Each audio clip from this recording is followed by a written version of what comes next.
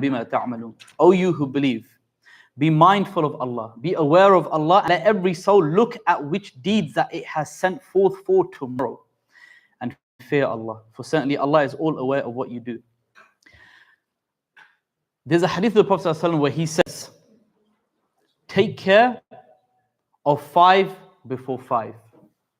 Number 1 is your youth before your old age, your health before you become sick, your richness before you become poor, your free time before you work, and your life before your death. Islam is a system. In this system, Muslims are taught to be everything but docile. We are constantly encouraged through the Quran and Sunnah to pursue excellence. Everyone has a potential. What is potential? Here is a bar of what you can achieve. And what tends to generally happen is that majority of people float around the bottom. They float around the bottom and they don't strive for that excellence. You see, Islam, it encourages us to strive in excellence, to push ourselves, to push the boundaries, to see where potential lies. It's not just achieving your potential, but it's unlocking new potential. Every single one of us has a lifespan. And in this life, it is withering away constantly. And throughout your life, you will find moments where you maybe change and turn back to Allah, or maybe land a new job, or maybe find a spouse. There are moments in your life, key moments in your life, which then set a new trajectory. Whenever you start a new trajectory, whatever it may be, there's always potential for good, and there's always a potential for bad. You don't know who you're going to marry. Once you marry this person, you have no idea if this person is going to be a blessing or a lifelong misery. When you get a new job, you have no idea if this job is going to support you and help you, or if this job is actually going to be something that causes you problems long term. How many of us were so excited when we got our new job? 6 months later, what ends up happening is that we find that a co-worker has bad breath and they sat next to us, or there's some issue and the coffee's rubbish, or whatever. Some type of issue in the office, there's drama, there's backbiting, something's going on. You wanted to go to a university. You strive so hard and work so hard to get your grades up. You go to this university and some people fall in love with a girl and it ruins their life. Or you go to a university and people lose their religion. You don't know what's good for you or what's bad for you. But whenever you land something or you aim for something, to get that, you're pushing yourself, you're working hard, you're trying to get there, you're trying to absolutely maximize everything. And that's for your dunya. That's for this world whose results and outcome are all in the unknown. That's for a world which really and truly, no matter how much you push, you really are always stepping into the unknown. For the believer, the very first thing that he should seek potential in is understanding this one relationship between him and Allah Azza wa Jal, and how he can maximize the potential of that. I often look at brothers who have been practicing 5, 6, 7 years and they can't recite Quran properly. Now, I don't know where you are in your journey in Islam, but really and truly it makes me wonder, it makes me think. 5, 6 years you've been praying and practicing and coming to the masjid, but your Quran is the same. Your knowledge is the same. And the reality here, my beloved brothers and sisters, is that we really need to understand that Islam requires much more from us. I'm not talking to those people that started praying yesterday. Welcome, marhaba, inshallah you'll enjoy the talk. Wallahi, I'm talking to those brothers and sisters who have been coming to the masjid. Most of you are familiar faces. Most of you are the same people that we have seen constantly over and over again, time and time and again. So where is that potential? Where is that push going to come from? I'll share with you a personal story. I remember when I first came to this masjid, and I used to hang around with Uncle Abid, Uncle Zahid, Believe it or not, me and Uncle Amjad used to have a nice conversation over some coffee and tea around open hour.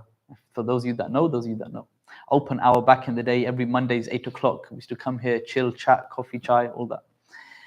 And I was very, very disappointed at the fact that there's a lack of young brothers here, young people here.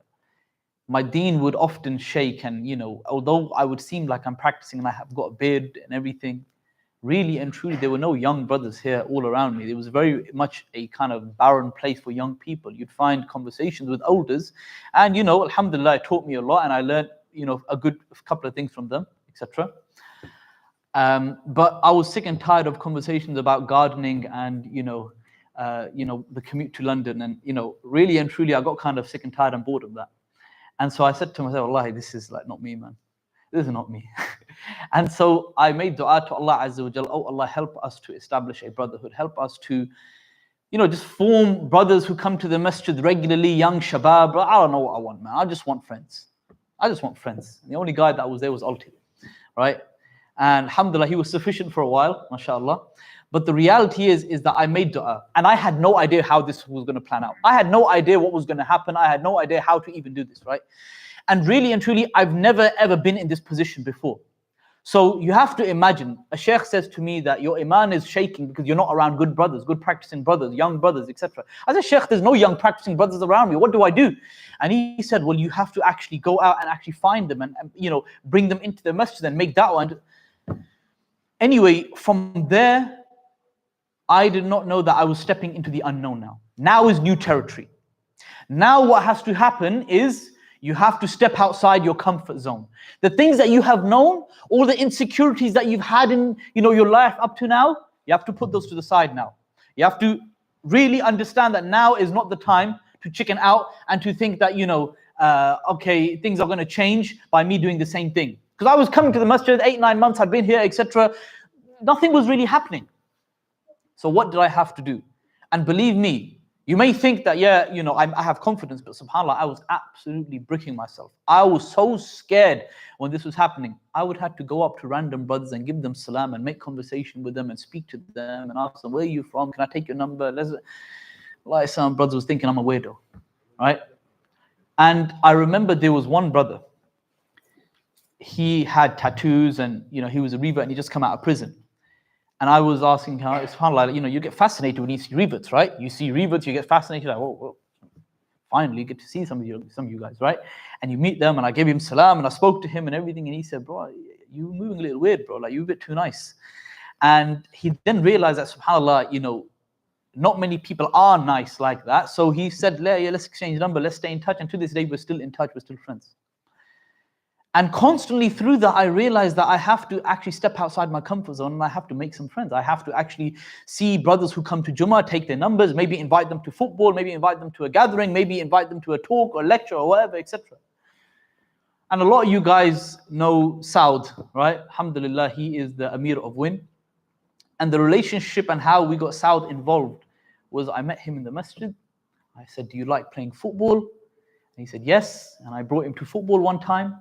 And he started playing. I gave him some responsibility to put out some chairs at an event. And after that, Saud, subhanAllah, became a volunteer. And then I gave him more and more responsibilities as we went along. And subhanAllah, now he's leading so many beautiful projects. And that's the story of many, many brothers in this masjid as well. And believe me, when I started out, it was so difficult, it was so draining. But the biggest thing that I had was a goal and a vision. And I find that with youngsters today, they lack vision. They lack goals. And I'm telling you, there are certain brothers that you see here in the front row every single Ramadan, they're here. Believe you me, they have goals.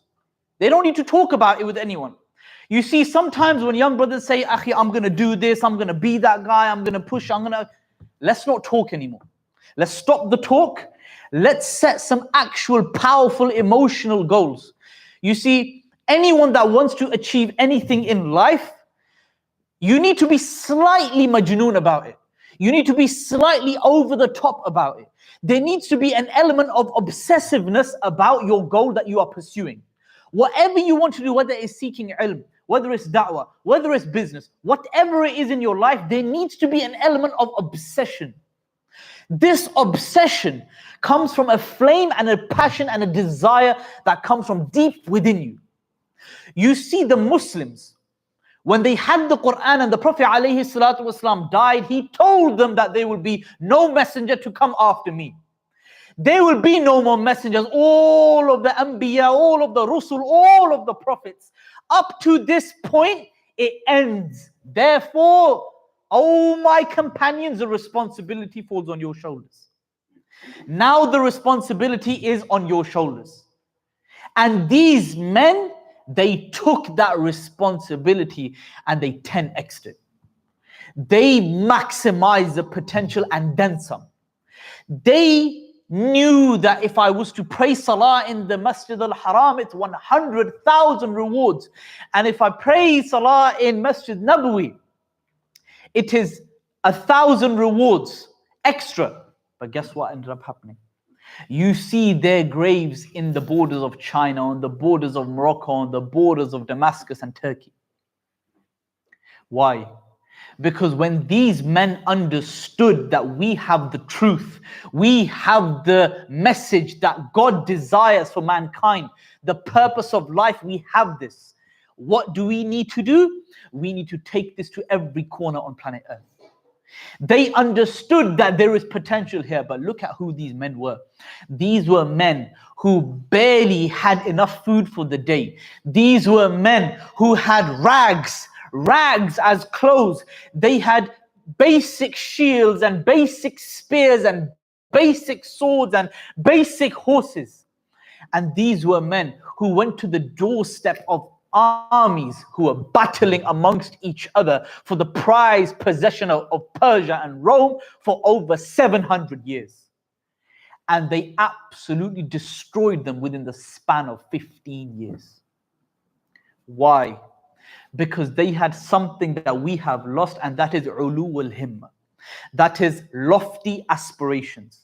And my beloved brothers and sisters, lofty aspirations does not come from you sitting in your comfort zone. Lofty aspirations never ever comes from you staying stagnant.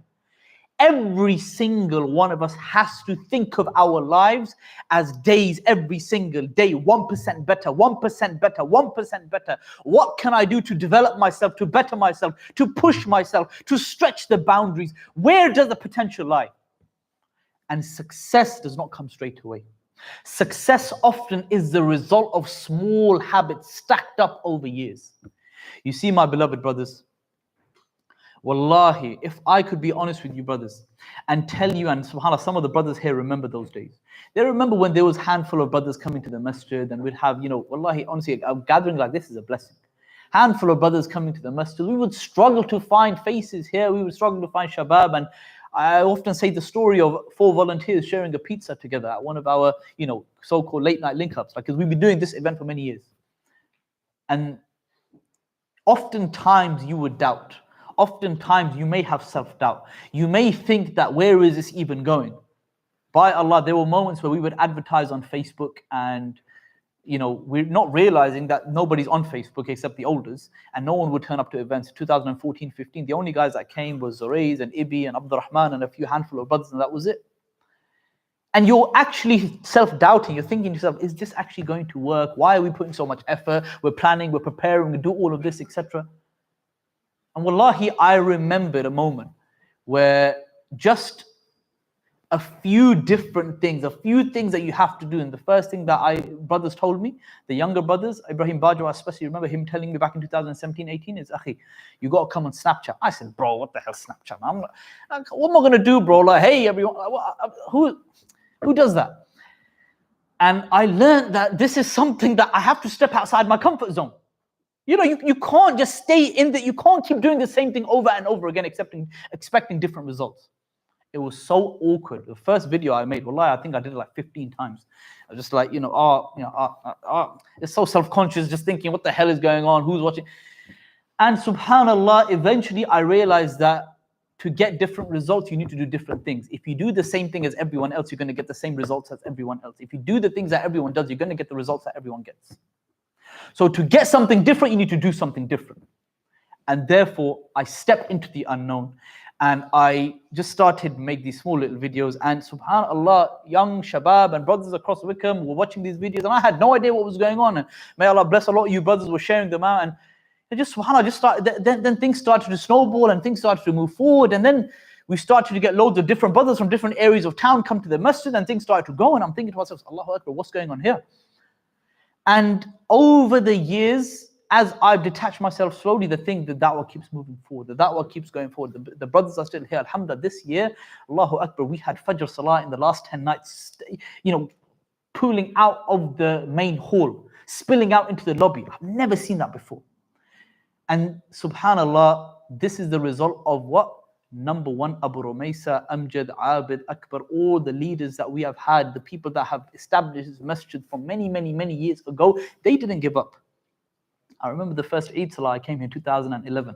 I remember, subhanAllah, we were in like the bowling hall, and 600-700 people, High Crest Hall as well. I remember once, 500 people, mashallah, welcoming each other. 3,000 people we had at Eid.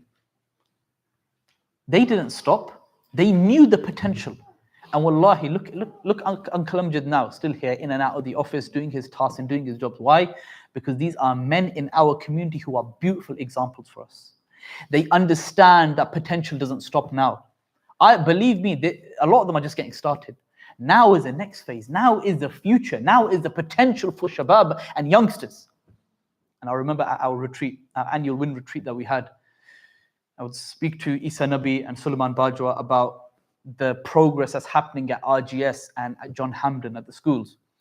And we'd discuss and plan and strategize, and we'd go through some of the things that we're going to be putting in place, inshallah. And I remember we had a meeting at our house with Ayman and all the other brothers from the schools, etc. And let me be honest with you guys, I'm just going to be frank. I see these kids with these notepads out, just making notes, like, okay, we're going to do this, we're going to do this. He's excited, just like, okay, we're going to do this project. And what about this halaqah? And, it looks, I was like that, but check this out. They proved me wrong. What did they do? They were doing something new. It looked a little bit weird, organizing meetings and everyone coming together. And why are these guys, coming? Why are they discussing khutbahs? Like, come on, man, just get on with it. But because it was new and fresh and it was something that we're not used to, guess what happened?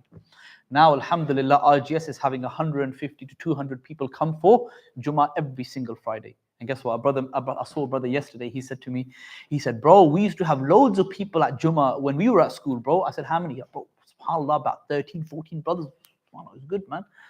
I said, do you know what's going on now? He said, what was going on? I said, bro, subhanAllah, there's 150 brothers consistently coming every single Friday for Jummah. They're having halaqats at break time. And he's baffled. He's like, what? How? What? How did this even happen? Like, where did this come from? Like, how? Because you don't understand, these brothers did something different. They stepped outside of their comfort zone. They didn't stick to the norm. Because oftentimes it's self-doubt, this hyper-consciousness that we are of other people, thinking that we're weird. We're very much observant of societal pressures of other people. We doubt our own selves. We have our own insecurities. We think that we are I can't do it. What am I supposed to do? Wallahi, I remember when we sat down and we planned and we had a vision and we had an aim. And I'll be honest with you, Isa Nabi would nag me so much. Like, he'll send me stuff and I'm like, bro, I'm a bit busy, bro. I'm a bit busy. SubhanAllah. Now my head's turning and I'm like, Allahu Akbar, what has happened here? And they had recently had their annual iftars and hundreds of people turned up and parents, and we're seeing so many new faces here at the masjid. And by Allah, I swear by Allah, I tell you that these are beautiful glad tidings from our Rabb, that so many shabab and youngsters are practicing the religion in our town from a time where you could count the people practicing in their teens on your hand. And I'm talking just 10, 12, 13 years ago. And therefore, how do we maximize that potential? How do we unlock that in our own lives? Number one is you need to have an emotional goal. This goal needs to drive you. This goal, when you sit and you deeply contemplate and think about it, it makes you emotional. You may not be someone who cries, but wallahi, this goal needs to move you. It's the same with gym. It's the same with business. It's the same with anything. you need to remember that 99% of people are floating around at the bottom. They are floating there. They're just doing the same old normal thing. The same old normal thing. And honestly speaking, it's that 99% that you just need to separate yourself a little bit. Just push yourself a little bit more. Just have a little bit more direction. Have a little bit more strategy. Have a little bit more intuition in your mind, thinking, I want to achieve this. I want to aim for this. I want to strive for excellence. Because Islam requires this from me. You might be thinking, what is my calling? What am I supposed to do? How am I supposed to be involved? The very first thing we all need to work on is our own relationship with Allah Azza wa Jalla. And one of the things that I would say that is essential in this relationship is ilm, knowledge. What is knowledge? Everyone talks about it. Seek knowledge, seek knowledge. Yani, what is knowledge, right? There's a dua that the Prophet ﷺ taught us, and he said, Allahumma inni as'aluka al-ilmu nafi'an wa na'udhu bika min al-ilmi la yanfa'. Oh Allah, I ask you to give me beneficial knowledge and protect me from knowledge that does not benefit. It is very, very simple. And I'm going to break it down to you. What is Islamic knowledge? Islamic knowledge is anything that helps you get closer to Allah and to earn His paradise and be freed from the fire of hell. Anything that you learn that achieves this objective, implicitly or explicitly, this is Islamic knowledge. And you start with the aim to have your heart become soft. This is it. Your heart needs to become soft. There are people who gather knowledge, but their hearts are hard. Why? Because the reason they seek knowledge is either to lord themselves over others, to have ujub, self-amazement that I know this and I know that, and use it as a badge and as a clout. And wallahi, the best and the most purest and the sweetest thing on planet Earth is a sincere student of knowledge that does so that he can attain Allah's pleasure and get closer to Him. He can get closer to his Rabb. If you can push yourself in this direction, that's step number one. Step number one, pushing yourself. Because the one who knows Allah is aware of His boundaries. The one who knows his Lord and is aware of his Creator and is aware of His watchful gaze on you is aware of His boundaries, is aware of His injunctions. He is aware what He wants from him. How can you worship someone that you do not know? And how can you worship someone that you do not know what He wants from you? This is the key thing. Know what Allah wants from you and help and push yourself to understand what this religion is all about. Islamic knowledge. That's the most important thing. The second thing is you need to have a project for the hereafter. A project for the hereafter. And this is the biggest thing that I find when it comes to your actions and activism. This does not mean that everyone has to do the same thing or you need to come up and become a speaker. A project for the hereafter, you do not need to be the center of it all. You do not need to have the mic. You do not need to be the one organizing. A project for the hereafter means whatever you do it to the best of your ability. You keep scaling, you keep pushing, you keep striving, you do it. Why? Because you look at the legacy of the Muslimin. You look at the legacy of Muhammad bin Qasim when he went to Sindh and Pakistan and India and the Bengal region, and he helped those people enter Islam. He helped change that region. He took Islam to them. Our parents went from worshipping monkeys and apes and elephants to worshipping Allah Azza wa Jalla. You look at that legacy. You look at how the Muslims kept on pushing the boundaries of the Islamic empire so that other people can become Muslim. You think about that. When you think about the Sunnah, we think about the miswak, we think about, the trousers above the ankle, we think about these things which are good and all necessary, and the beard which is all necessary and all important. But you see, the reality is that what did the Nabi live and die for? What did he live and die for? What was his concern? What kept him up at night? What made his tears flow more than anything else? It was the concern for the akhirah of his ummah. It was the concern of the akhirah for his ummah. It was the constant piercing vision over making sure that these people I am preaching to go to paradise and their progeny and their generations after them. That was the concern. That was the thing that pushed him to go to Taif, where he went to those people and he said to them, I am a messenger of God. I have been sent by Allah Azza wa Jal. And they rejected him. He said, don't tell anyone, let me leave in peace. They said, no, how dare you come here? And they got the children and the lay people and they came and they stoned him to the point where the blood dried in his sandals. And he said, oh Allah, forgive them because they do not know. And this was the man that he went through so much severe punishment from his own people. From his own people. The people you grow up with, you love and you know your whole life. He suffered at their hands. And this man never ever stopped.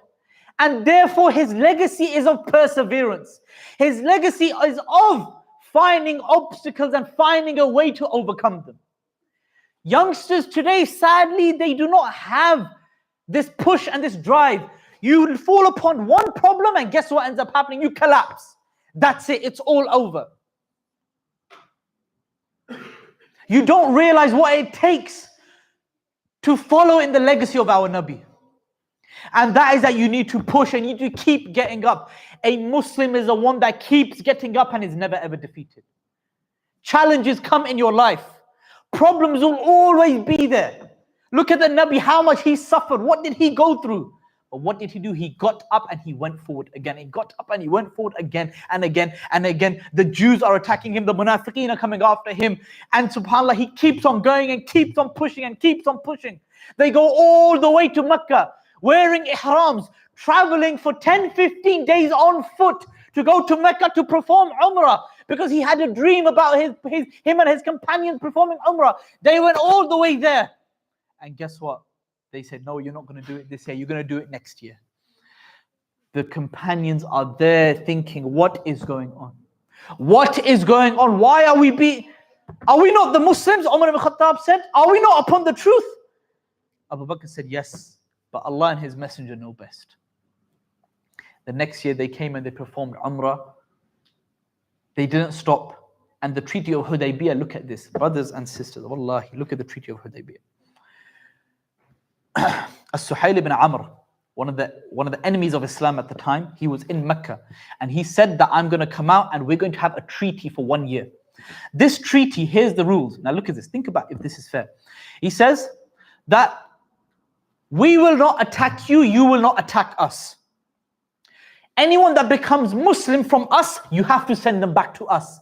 Anyone that leaves Islam from you, we don't have to send them back to you. And Ali ibn Abi Talib, he read this, and the Prophet ﷺ said, show me where my name is so I can sign it. Because he was unlettered, he couldn't read or write.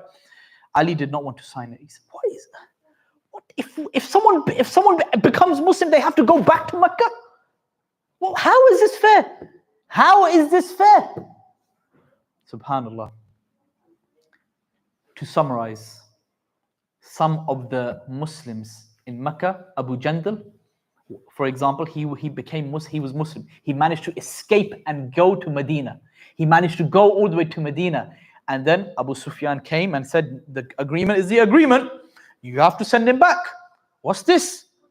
And then subhanallah, more companions accepted Islam and went to Medina. The Prophet ﷺ said, I signed the agreement. I can't say anything. I leave you in their care. That the Meccans, every time the Muslims went to Medina, they chased after them and brought them back. They're getting desperate now. Here's what ends up happening. Some of the companions, as they were going back with the Meccans, there was a handful of Meccans and a handful of the companions. They killed the Meccans and then they went and they started a little, colony on the beach side.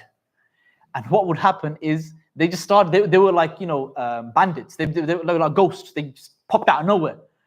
And as more and more believers started accepting Islam, and then they realized that there's a new small colony on the beach side there, by the coast. There's a new colony being started of Muslims, and they started growing. There was 30 and 40 and 50, and they started getting more and more and more. And guess what they did? They started raiding the caravans of the Meccans, and they came to the Prophet and said, "Yeah, oh Muhammad, alayhi salatu wasalam, what happened? Why are these people? Look what they're doing. He said, look, I'm sending them back to you. I have no control over what they do. I signed my agreement. My agreement is that they go back in your care. That's all I'm going to do. I'm not breaching the agreement. So then they came and they wiped out the agreement. They said, oh, forget the agreement. Okay. If they become Muslim, they get to stay with you then. And in that year, guess what ended up happening as well?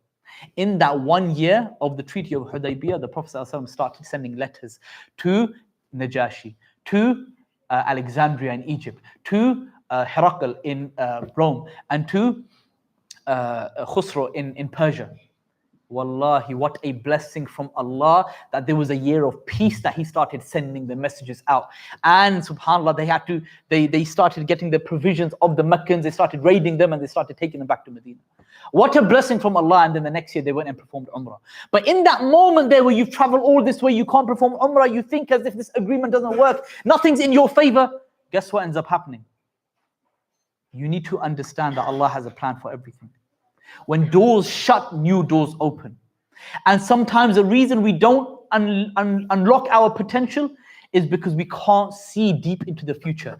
And that's why this one key golden characteristics that we all need to have, it's going to set us free and it's going to help us achieve all of our goals, and that is tawakkul. Wallahi, in life, there is a level of uncertainty whenever you go into any realm. Whenever you're trying to achieve any endeavor, whatever you're trying to do in your life, there is uncertainty always. No matter who you are, no matter how experienced you are, no matter how much money you have, no matter where you have been in life, you can always bang and bet on the fact that you are always entering the unknown constantly in your life. But there is one key thing that kept the Muslims going even when things got tough, and that is Allah and His Messenger know best. That's what Abu Bakr said. And then when Umar ibn al-Khattab found out what happened a year later, he's like, indeed Allah and His Messenger know best. Because you see, whatever pain that you go through, or the Ummah goes through right now, there is a reason behind all of this. There is tawakkul that we need to have and reliance upon Allah, that He will open doors for us.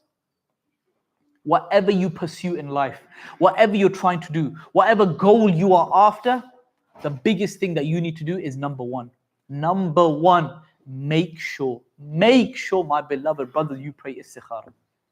Where you say to Allah, if this is good for me, make it easy for me. And if it is not good for me, then oh Allah, take it away from me and make me content with whatever you give me. By Allah. Istikhara is a hack for life. It's the insurance policy for what? It's the insurance policy for any decision that you take in your life. Any decision, anything, any path you go down, any dark alley in life that you pursue, it is an antidote. And it is something that we as Muslims have that nobody else has. Tawakkul. Because with tawakkul, what do? You set your affair to Allah and you try your best. You push, you work hard. Wallahi, even if sometimes marriages don't work out, even if you get a divorce, even if something happens to you, even if things don't work out, guess what? This here is good for you. Because you never know what is good for you, my beloved brothers and sisters. You never know what is good for you, except if you have kept Allah close with you on this journey. And that's why the Prophet ﷺ, burying 6 of his kids in his lifetime, burying 6 of his children, being stoned and being thrown out by his own people and being ridiculed and called a poet, soothsayer, magician. When he went to Medina, the Jews tried to conspire and kill him, and the hypocrites were all against him. His own companions dying, being tortured. They said that we never saw a man smile more than the Prophet ﷺ. And guess what his motto in life was? I love optimism. I love optimism. You would never find this man except that he would smile in your face. You would never find the Nabi except that he had a cheerful smile and he had something positive. And he would greet people with a smile. He has every reason to have a frown and every reason to be down and every reason to say that life's not fair, throwing his arms in, every reason. But our Nabi kept optimism in his heart.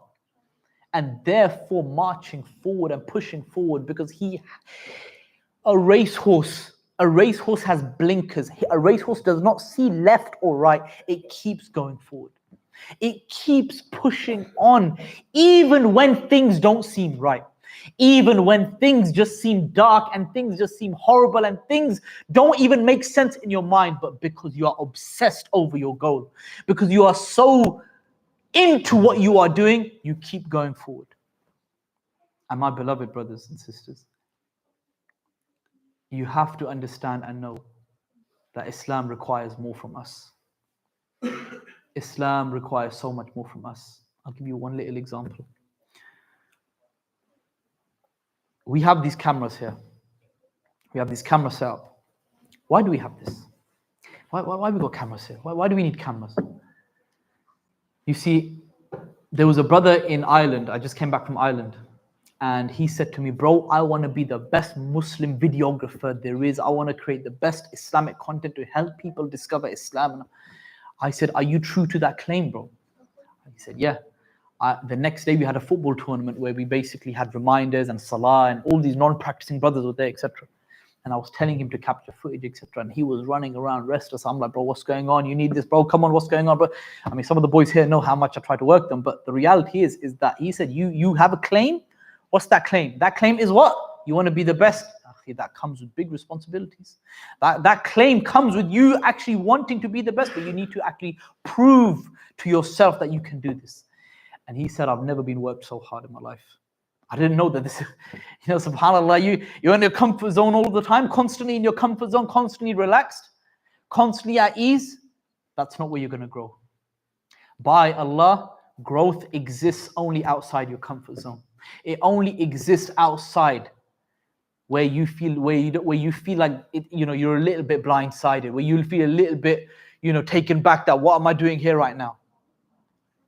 Even sometimes when it comes to anything in life that you're trying to achieve, like some of these younger brothers give me halaqat in their schools, they're pushing, they're striving. I know sometimes you guys just don't feel up for it. Sometimes you guys don't want to do it. But push yourself into the unknown for the sake of Allah. Push yourself into the unknown when even you don't believe in yourself, but you do it because you pray that Allah has your back. You pray that Allah Azza wa Jal will help you. You pray that Allah Azza wa Jal will be your aid. And lastly, if you keep Allah mindful in your life, He will never abandon you. And you know what? Maybe this statement, you hear it all the time in quotes and is cliche. But wallahi, brothers and sisters, the journey of Islam and the pursuit of steadfastness is not a destination. We never arrive. We never arrive at istiqamah. We just pray. Wallahi, we just pray that Allah takes us while we are on that path. That's all we ask for. We ask that Allah takes us while we are on the path to istiqamah. Wallahi, I have seen brothers years on the deen, and then something happens, a calamity happens, and they never expected it. And then they just fall and they collapse. And then there are people who strive and push forward in calamities. They become stronger. They become more resilient. They know that their whole lives they had Allah with them. There's been embarrassing moments in my life, and I'm sure there's been embarrassing moments in yours. And I'm sure you guys have fallen flat on your face at times. In those moments, find solace with Allah. You have no other friend besides Him. You have no one that is always there besides Him. Wallahi, you have no one except Allah in your life. For me and for you, Allah Azza wa Jal is our peace and our comfort. And here's the thing. Sometimes I saw a young brother one time in the masjid. And this brother, he's like, you could say, he comes to the masjid every now and again. Like, he's always got a joke. He's always got a joke that he's going to tell someone. And he's just always like, he's just the type of guy that's just basically like just cynical about everything. Oh yeah, okay, yeah. He's just like that, right? We never got on, right? So, what ends up happening is that he's there. One day I see him, and this guy is like, oh Allah, he's like making such passionate dua, and he's so engrossed in his dua. I was like, what's going on here? Like, it's not like you. And then I realized that one of his family members passed away. SubhanAllah, isn't that profound? Isn't that profound that sometimes Allah shakes us? Allah shakes us on this journey of life. We're given a wake-up call. And wallahi, sometimes when these wake-up calls happen, thank Allah. Thank Allah that He wakes you up before you have to wake up in the grave. We ask Allah Azza wa Jal that He allows us to wake up in this dunya before He makes the angels wake us up in the grave, and we are asked those three questions. Who is your Rabb? Who is your Lord? What is your religion? And who was the man that was sent to you? May Allah allow us to live our lives according to these three questions. And may Allah allow us to unleash our potential, to find our calling, and to be people who have lofty aspirations, not settling for less. Ameen ya Rabb. Sallallahu alaihi wa sallam. Ala nabina Muhammad wa ala alihi wa sahbihi wa sallam. We take a question, Saj? Yeah? 10 minutes of questions. Sure, 10 minutes of questions.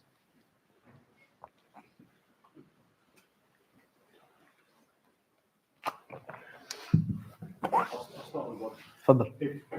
If we're trying to start to learn knowledge and perhaps going straight into the Quran can be quite difficult to understand in the translation, what would you recommend either reading or listening to kind of ease us into seeking more knowledge, or make, what priority should we take? So what I would say also is that sometimes the advice that is given is oftentimes advice that may work for some and may not work for others. When it comes to ilm, seeking knowledge, always you have to look at firstly the steps that you take that you enjoy as well. Right? I'm not going to lie to you guys. A lot of knowledge is dry. It's dry. It's not something that's glamorous. Don't think that the shimagh and the pen and the this is stuff that you see on Instagram. All right. The reality is that a lot of knowledge is dry. So you have to ease into things that help you. And look, I'm going to be honest with you guys. What I used to do in the beginning is have like a Quran recitation playing on YouTube with the translation, with like flowery backgrounds and planets and stars and stuff. And I used to enjoy that. I liked that. It eased me into it. And then I felt a love for the Quran, and then I developed from there, and I eased into it. I enjoyed that. I enjoyed sitting there watching pushing myself to understand the translation. And then I started picking up the Quran and reading the translation, trying to understand a little bit of the Arabic. And you have to start with things that you enjoy a little bit as well. So for the first few years of my life in practicing Islam, I was obsessed with tafsir. And I would ask Abu Rumaysa. I absolutely nagged him to do like multiple tafsir classes in his house many years ago. And the thing is that I became really obsessed with tafsir, and that was the thing that was really passionate for me because I enjoyed it at the time. And again, you heard the saying, strike while the iron's hot. When you have these boosts of encouragement and excitement, I always say to people, book your Umrah trip. Pay your deposit. Why? Because you're excited. Do that. Pay your deposit. Get that money there.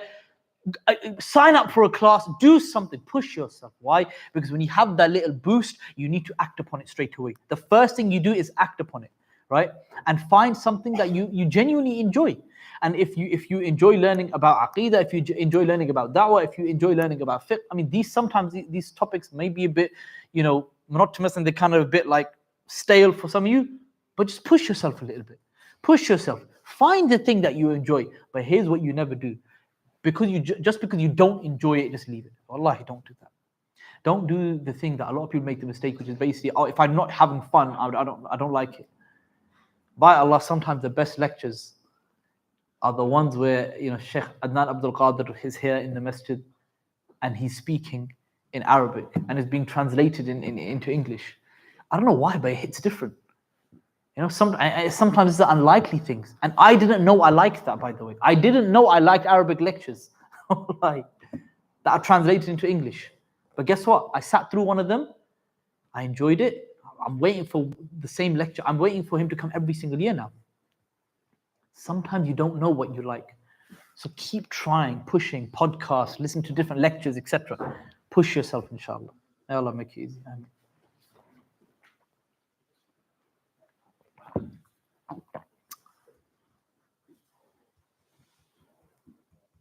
Khair. Any more questions, brothers?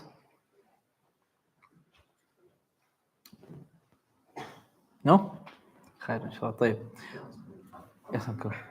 Actually, when we start, I'm coming from a Pakistani background.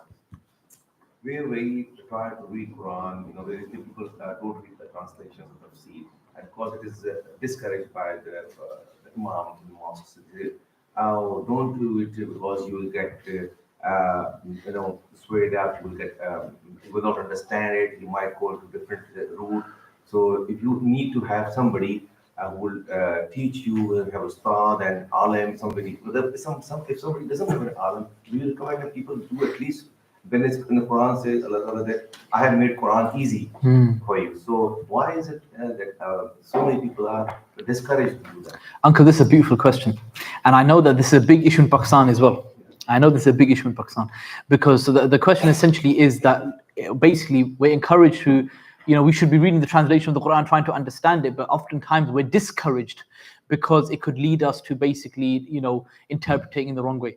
There's a rule when it comes to doing tadabbur of Quran. Allah encourages us to do tadabbur. He says, أَفَلَا يَتَدَبَّرُونَ الْقُرْآنَ أَمْ عَلَى قُلُوبٍ أَقْفَالُهَا. Do they not reflect upon the Quran, or are there locks upon their hearts? We're encouraged to do tadabbur. What we are not encouraged to do is derive rulings ourselves. To basically say that basically the Quran says this, therefore I'm going to do this. This we need a teacher for. Anything that we say that Allah says and His Messenger said, we need guidance on that. We need those, as Allah says in the Quran, فَاسْأَلُوا أَهْلَ الذِّكْرِ إِن كُنْتُمْ لَا تَعْلَمُونَ.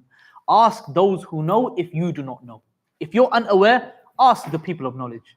Ask the ulul ilm, ask the people, ask the scholars, the sheikhs, etc., the imams. When it comes to rulings and ahkams, when it comes to actual legislation of Islam, you cannot open up the Quran as a layman and say, now I think Allah says this and the Messenger says this and therefore I'm going to do this. That's destruction and disaster waiting to happen. And it actually stems from arrogance. A person that becomes arrogant thinking that he doesn't need a teacher, a person becomes arrogant thinking that they can interpret this book themselves, they can bring rulings in themselves. And unfortunately, there are famous Pakistanis in the cities of Lahore and Islamabad that have misguided thousands of people because of a shoddy interpretation. Oh, Allah doesn't say this, and the beard is not wajib, and why do we have to pray 5 times a day, and why is it? And sadly, what ends up happening is that this understanding and this approach to the Quran is one of arrogance. You approach the Quran with humility and allow it to soften your heart. Allah says in the Quran, أَلَمْ يَأْنِ لِلَّذِينَ آمَنُوا أَن تَخْشَعَ قُلُوبُهُمْ لِذِكْرِ اللَّهِ. Has the time not come for the believers' hearts to be moved by this Quran? Moved, and for them to have khushu. أَن تَخْشَعَ قُلُوبُهُمْ. Their hearts to become soft and tremble with the remembrance of Allah and this Quran. The Quran's purpose is to guide us, but it's to also inspire us, and it's also for us to find the beauty within it. When Allah speaks about the mountains, Allah speaks about the earth, and Allah speaks about the creations of the heavens and the earth and the night and the day, and He speaks about the resurrection, and He speaks about how He created the sperm from a drop and He created the human. Then all of these things, wallahi, we reflect and we think, Ya Allah, subhanaka Ya Rab, You are my creator, I submit to You, Ya Rab, allow me to be humble and submissive to You. That's tadabbur, reflecting, getting closer to Allah Azza wa Jalla. That's what we should do, and not look for the rulings, because for this we need teachers, inshallah.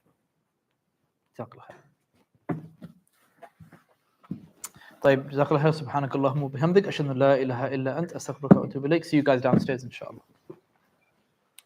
Thank you.